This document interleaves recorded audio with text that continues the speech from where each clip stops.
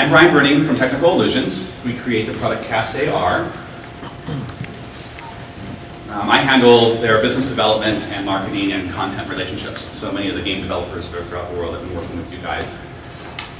I'm just going to go over real briefly. I only have 4 slides, and talk a little bit about the company, the product, and then about why we're involved with the ITA and where we see this industry headed. Real quick, Technical Illusions was founded by Jerry and Rick. They are our technical co-founders, one doing hardware and one doing software. Their backgrounds are pretty storied in the games industry, and Jerry being an inventor and maker. They were both at Valve for a year working in their hardware labs and their VR labs, and about a year ago split off from them and founded Technical Illusions. We are now a big, overwhelmingly pre-investment 10 people, so very manageable still. We ran a successful Kickstarter in November of last year that raised about $1.1 million for Cast AR. How many of you have heard of Cast AR? Yay, we've done something good. So Cast AR, just as a brief summary, is a wearable glasses that delivers a projected augmented reality experience. So basically, rather than a near-eye display that has a display close to your face, we are projecting the images out into the environment around you from a retroreflective surface. We do have a supplemental product, AR/VR clip-on, which will then take that projection and bounce it back at your eyes to be able to provide you with an AR experience and a full-resolution VR experience as well. One of the interesting differentiations is that because you are able to see the real world around you and have multiple people sharing the experience on the same material, retroreflective material, it becomes a social, collaborative, or competitive type of gaming environment or interaction. Because they're very lightweight glasses and because you can see the real world around you, it becomes a very natural and comfortable type of augmented reality experience. And because I know many of you will ask, we do have dev kits coming in the summertime, and we're showing prototypes here at GDC. We'll have commercial shipments in Q4 of this year.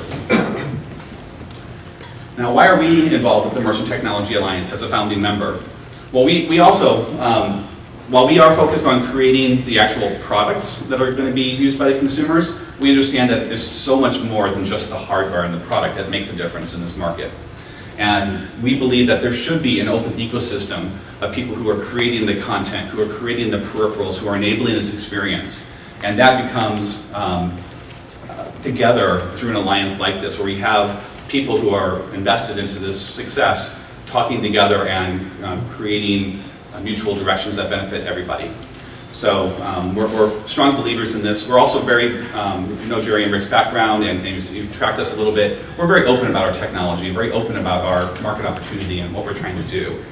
So that spirit of open to discussion is something that we want to bring to the ITA as well through both product technology and thought leadership.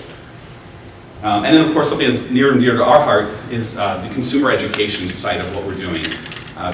Virtual reality, augmented reality, all these immersive technologies are something that you need to truly experience. Have to try it, to feel it, in order to understand the benefits of it. So that type of consumer education is something that's something we're going to be working with the ITA to do. Now the next thing I want to mention is just a couple of ideas about why we do what we do. And why we believe the ITA is going to be instrumental in pushing this forward. We're strong believers in innovation. We love the creativity that is in this room and the products that are being created by you and the software experiences. All of this is just amazingly forward-thinking. And we want to be part of that revolution. We want to help deliver that experience and bring that to the consumers. The core of that experience, as I mentioned before, is that software developer, that content experience, and what can be created in these augmented worlds. So the creativity and ideas that are coming from the content experiences is very unique. We also love that new companies, new businesses, new products are being created in this new category. In fact, one of the fun things that, just as a simple example, is that because we're using retroreflective material, which is actually a pretty commonplace material throughout the world, in road signs and other things, we're working with people who are creating retroreflective garments. clothing that they'll be able to actually wear, and people will be able to project and see their augmented reality experience on the person. So they're just crazy new fun ideas that are being spawned by all this great innovation that we're generating through the companies in the ITA. And that's one of the most fun parts of my job, is that as people experience Cast AR, and as they start thinking about all the different applications that can happen, both in terms of either installations or vertical markets or prosumer applications or consumer applications, once you try it, you walk away thinking, wow, the possibilities are limitless. Right? Have you thought about doing that? Have you thought about doing that? That level of creativity, what you guys can think of and what we can generate from our community and harness some of those ideas into ITA, that is where we get really passionate about what our industry is doing here. So with that, I would like to encourage all of you to stop by. We have a meeting business room over in the North Hall, 2826. We have a lot of scheduled appointments, but we've also set up a station that is for walk-ups. So if you haven't talked to us ahead of time, please stop by sometime Wednesday through Friday and check out Cast AR and share with us what your feedback is on it and what your ideas are for what can be done with projected augmented reality. Thanks so much.